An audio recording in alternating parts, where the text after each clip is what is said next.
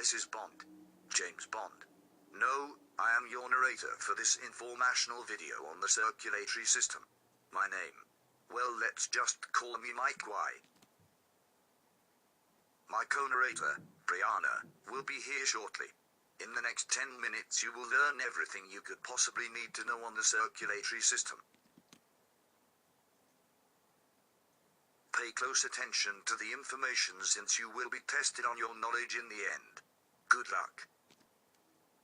Hello, Mickey Zorn has left us for a while, so I will be taking over. I am Brianna, your other tour guide. Okay, first question. Why do we need the circulatory system? We need to exchange material across the cell membrane like nutrients, oxygen, waste, and fuels for energy. Next question. What needs to be transported? Okay, I am back. Answer. Nutrients and fuels from the digestive system, respiratory gases such as oxygen and carbon dioxide, intracellular waste, protective agents, white blood cells, and hormones. Now let's talk about the circulatory system. Of course there is blood vessels, and the heart. If you didn't know that, you would be a bloody idiot. But what about the types of systems? First, we have the closed circulatory system. Here, there is a separation between the blood and interstitial fluid or hemolymph. There is typically one or more hearts and a high blood pressure. Invertebrates such as squid, earthworm, and octopuses have this type of circulatory system, as well as other vertebrates. Now let's look at the open circulatory system. This has no separation between the blood and interstitial fluid. Invertebrates like the insects, arthropods, and mollusks have this type. They are gross like that. Okay. This is really important. What are the adaptive benefits to having a four-chambered heart? Well, this has a double pump. There is separation between oxygen-rich and oxygen-poor blood, and high blood pressure is maintained. That is cool, right? No one? Okay. Awkward. Well, let us take a closer look at the evolution of this type of heart. Of course it increases body size. I mean, look at us. We are huge compared to a bug. Then other selective forces such as endothermy and flight. There is also the effect of higher metabolic rate. This occurred since there was a greater need for energy, fuels, oxygen, and waste removal. We are going to take a closer look at the heart. Okay, well, there are chambers of the heart. We have the atriums, which receives the blood, and then the ventricles, which pumps the blood. The arteries, well, those are special. They carry blood away from the heart. Then veins, they bring the blood back. Okay, this may be over your intelligence level, but look at the capillaries. They are thin-walled blood vessels that allows diffusion. That is all nice and dandy, but we have to take a deeper look at these vital parts. Well, here are the arteries. They have thicker walls, which is easy to understand since they need the strength for pumping the blood.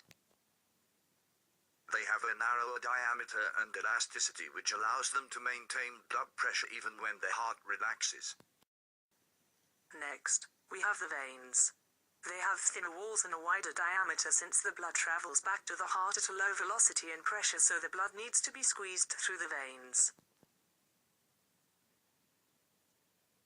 They also contain valves which make sure that blood only flows toward the heart. Last, we have the capillaries. They are thin little tiny things that lack two outer wall layers. This enhances exchange across the capillaries through diffusion. But, how do we control the blood flow to the tissues? It is actually quite simple. Kind of. Well, sphincters are used. They supply blood when it is needed. For example, after you eat, the blood supply to your digestive tract increases. There are capillaries everywhere, in the brain, heart, kidneys, liver, as well as other places. Next, I will tell you about the lymphatic system. It is parallel to the circulatory system and transports white blood cells. These defend against infection. It collects interstitial fluid and returns it back to the blood. This maintains volume and protein concentration of the blood. This slide shows the exchange across a capillary wall. Fluid and solutes flow out of capillaries to tissues due to the blood pressure or bulk flow. Interstitial fluid also flows back into capillaries. Okay, so you have been listening to my great English accented voice for the last 2.5 minutes. Or something like that. Is anyone ready for the blood games?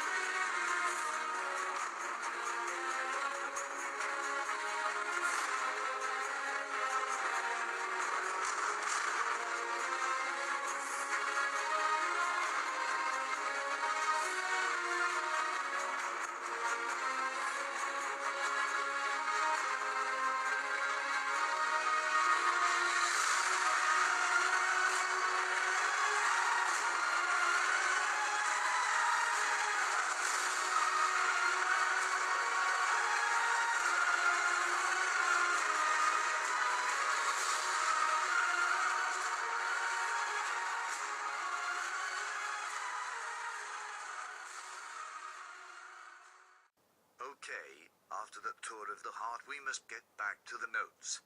Here are the heart valves.